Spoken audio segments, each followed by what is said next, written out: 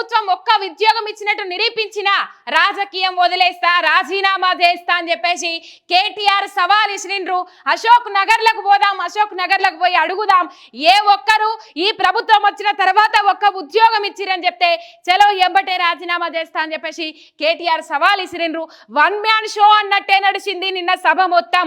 అడిగే ప్రశ్నలకు సమాధానం లేక కాంగ్రెస్ వాళ్ళు తెల్ల ముఖం వేసిండ్రు. నిజంగా మాట్లాడితే ఇవన్నీ వాస్తవాలల్లా మాట్లాడితే సబ్జెక్టుతోని మాట్లాడితే ఒక్కరి దగ్గర కూడా సమాధానం లేదు. అధికార పార్టీల దగ్గర ఏది ప్రతిపక్షం ఏది అధికార పక్షం అనేది అర్థం కాకుండా అయిపోయింది. ఇక్కడ క్వశ్చన్లు సవాళ్ళు ఇసిరితే అక్కడి నుంచి టాపిక్ డైవర్షన్ తప్ప ఏమీ లేదు. నిన్న అసెంబ్లీ సమావేశాలు చూసుకున్నట్లయితే మీకు అర్థమవుతుంది. మొత్తం మీద ఈ ప్రభుత్వము అంగు ఆర్భాటాలతోని అరచేతుల వైకుంఠం పెట్టి వైకుంఠం చూపెట్టి ఏం మాట్లాడిండ్రు? నిరుద్యోగులను ఆదుకుంటాము, నిరుద్యోగులకు ఉద్యోగాలు కల్పిస్తాము, కేసీఆర్ ప్రభుత్వం నోటిఫికేషన్లు ఇవ్వలేదు, కేసీఆర్ ప్రభుత్వం ఉద్యోగాలు ఇవ్వలేదు, కేసీఆర్ను గద్దె దించాలి, ఇగో మేము అధికారంలోకి వస్తే మీ బతుకులు భవిష్యత్తులు మారుతాయి, ఇంటికి ఒక ఉద్యోగం ఇస్తాము కంపల్సరీ, చదువుకుంటే ఎంతమందికి ఇస్తా అంతమందికి, ఎంతమంది చదువుకుంటే అంతమందికి ఉద్యోగాలు ఇస్తామని చెప్పేసి మాట్లాడినరు ఇవాళ కాంగ్రెస్ నాయకులు. ఇవాళ జీవో 46 బాధితులు జీవో 46 ను రద్దు చేస్తామన్నారు. డిఎస్సి పోస్టులు పెంచలే, మెగా డిఎస్సి అన్నారు. గ్రూప్ 2 గ్రూప్ 3 పోస్టులు పెంచలే.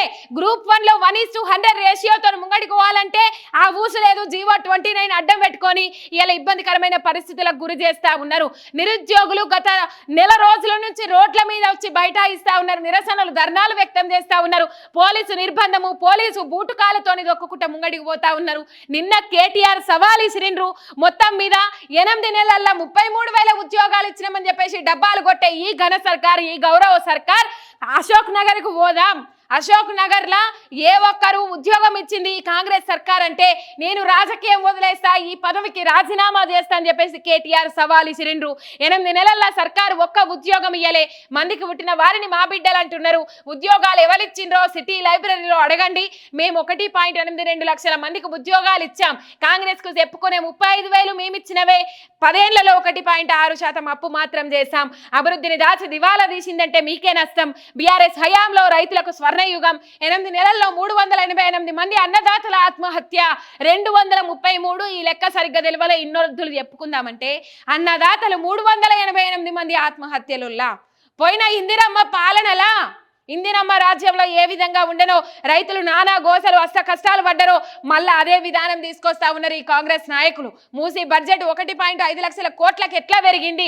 ఆల్రెడీ ప్రివెన్షన్ చేసినాము, అయిపోయింది. దాన్ని 16,000 కోట్లతోనే అన్ని డిజైన్లు చేసి పెట్టినాము. మీరు 1,50,000 కోట్లకు అంచనా వేయాలి, ఎట్లా పెంచిండ్రు? తట్టడి మట్టి తీయకుండానే 50,000, 70,000, 1,50,000 అని చెప్పేసి ఎట్లా పెంచుకుంటూ పోతారు? దీనికి సమాధానం చెప్పాలని చెప్పేసి కేటీఆర్ డిమాండ్ చేసిండ్రు. ఇక డిపిఆర్ పై బట్టి శ్రీధర్ బాబు విరుద్ధ మాటలు, కేసీఆర్ ఫోబియా వీడి అభివృద్ధిపై దృష్టి పెట్టండి. ఇంకా కేసీఆర్ అనే భయం ఉన్నది మీకు, కేసీఆర్ ఫోబియా ఉన్నది, దాన్ని వీడి అభివృద్ధి మీద దృష్టి పెట్టుండి. రాష్ట్రం దివాలా తీసింది, అప్పుల కుప్పయింది అని చెప్తే వచ్చే పెట్టుబడులు రావు.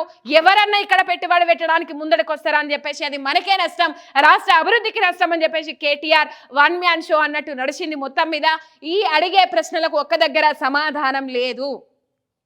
వీళ్లకు కాంగ్రెస్ నాయకులకు నియామకాలకు నోటిఫికేషన్లకు తేడా తెలియదు. వాళ్ళకు మందికి పుట్టిన పిల్లలను మా పిల్లలని ముద్దాడతారండి అన్నట్టు ఆ కేసీఆర్ మోటు సామెత ఉన్నట్టు మొత్తం మీద ఇది బాగా వాళ్ళకు వర్తిస్తుంది అనేది ఇక్కడ ఒకటి తెలుసు.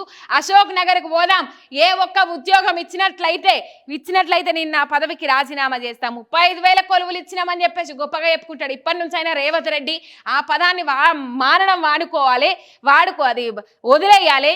కాంగ్రెస్ నాయకులు కూడా ఆ ముచ్చటిని విడిచిపెట్టాలి.